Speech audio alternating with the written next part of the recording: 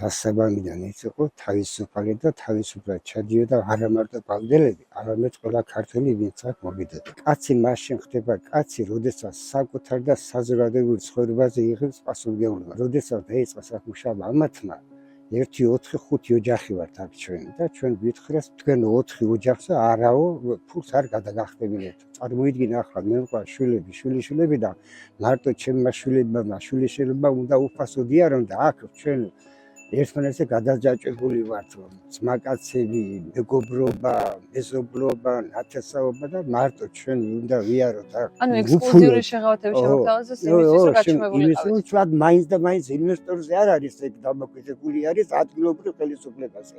უნდა შეეკრიბა ბავდელები და ამათ უნდა ეთქვა ჩვენს რომ ასე აკეთდება.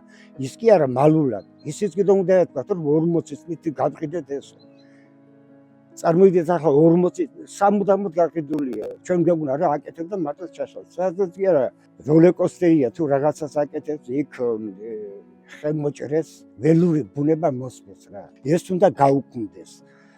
როდესაც გაუქმდება ეს ჩვენ არ გვინდა რომ არაფერი რო არ იყოს ხალხი ჩართულობით ესე იგი ვინც კომპეტენციაზე ისწავლოს მონაწილე სამინისტრო იქნება ადგილობრივი ხელისუფლება თუ დაცული ტერიტორიიდან ერთად შევიმუშავოთ და გამოვიტაროთ ის ესენი გეუბნებიან ჩვენ არ გინდათ ამის კი როგორ არ გინდა მაგრამ ისე კი არა რომ ჩვენ დაჩაგულები და მონებად რომ ვართ აქ ისე არ გინდა რო იყოს